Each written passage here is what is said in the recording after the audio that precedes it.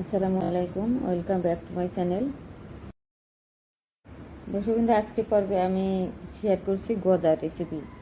দর্শকবৃন্দ, এটা ভেঙে আপনাদেরকে দেখাচ্ছি যে ভিতরটা কয়েকটা পার্ট হয়েছে আর হচ্ছে যে কতটা একদম পারফেক্ট দোকানের মতো হয়েছে।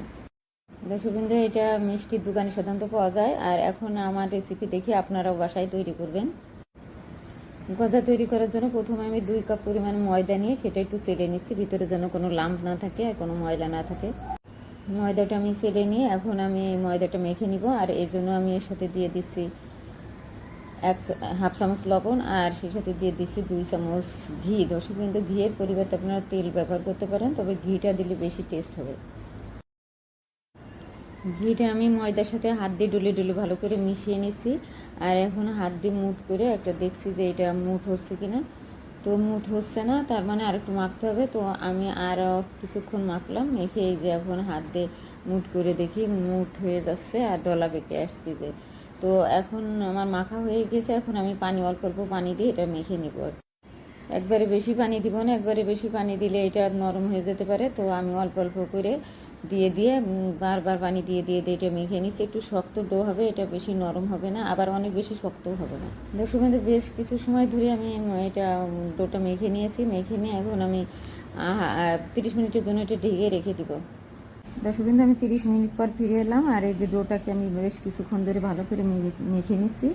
নিয়ে এখন আমি রুটি তৈরি করব।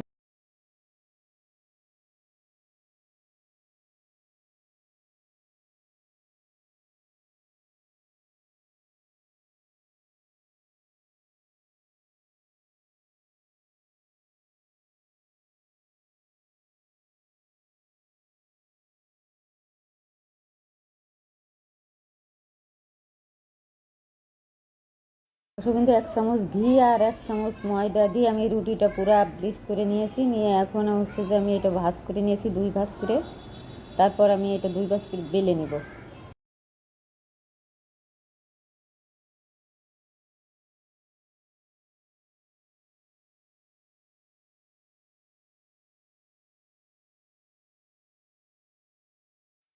দেখুন, কিন্তু দ্বিতীয়বার আবার আমি 1 চামচ ঘি আর এর সাথে 1 চামচ ময়দা দিয়ে ব্লিচ করে নিচ্ছি। নিয়ে আবার রুটিটা বেলে নিব।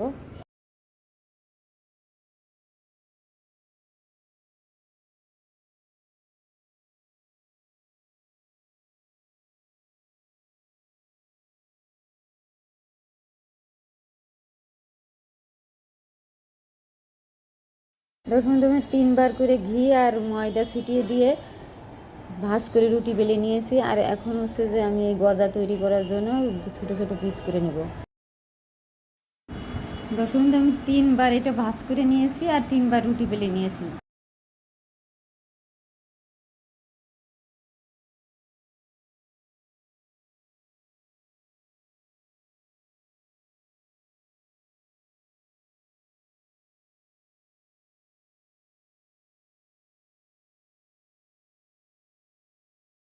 দর্শকবৃন্দ, এক একটা করে লেচি নিয়ে এখান থেকে বেলে গজা বানিয়ে নিচ্ছি।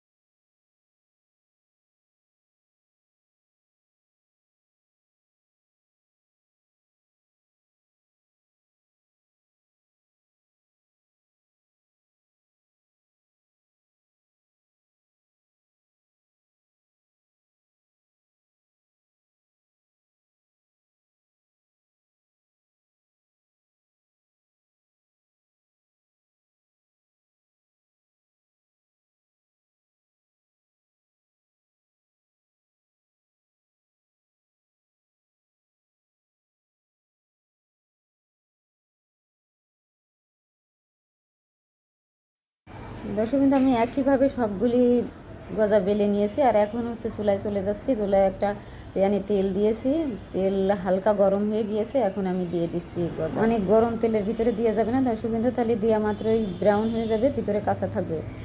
এই জন্য হালকা গরম অবস্থায় আর ফ্লেমও লো টু মিডিয়াম ফ্লেমে এটা আস্তে আস্তে করে ভেজে নিতে হবে। একটা ভাজা হয়ে গিয়েছে, আমি তুলে নিয়ে আবার আরেকটা দিয়ে দিচ্ছি। দর্শক কিন্তু প্রত্যেকটা গজা তেলে দেওয়ার সাথে সাথে কতটা ফুলেছে আপনারা দেখতে পাচ্ছেন। দর্শক কিন্তু আমি দুইটা করে ভেজে নিচ্ছি, একটা তুলে নিয়ে আরেক তেলের উপরে আরেকটা দিয়ে দিচ্ছি।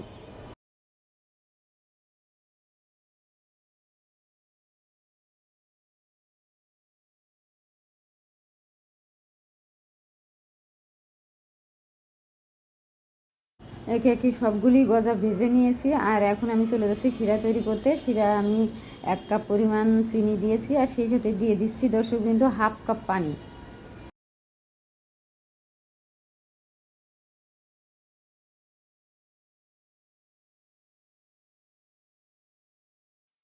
দেখুন যে চিনিটা গলে এরকম যখন একটা সাদা বুদবুদ তৈরি হবে, তারপর আরও কিছুক্ষণ নেড়ে একটু ঘন আঠালো একটা শিরা তৈরি করতে হবে। দর্শক বন্ধু দেখতে পাচ্ছেন যে শিরা ঘন হয়ে গিয়েছে, এখন আমি দিয়ে দিছি গজা। দর্শক বন্ধু চুলা অফ করে দিয়ে আমি এখন হচ্ছে যে শিরাটা গজার গায়ে ভালো করে নেড়ে চেড়ে লাগিয়ে নিচ্ছি, আর হচ্ছে যে ঠান্ডা হওয়া পর্যন্ত অপেক্ষা। 10 মিনিট পর ফিরে এলাম। দর্শক বন্ধু দেখতে পাচ্ছেন শিরাটা পুরা এই গজার গায়ে লেগে গিয়েছে, আর এটা হচ্ছে যে দেখতে কতটা ইয়ামি হয়েছে, খেতেও ততটা টেস্টি।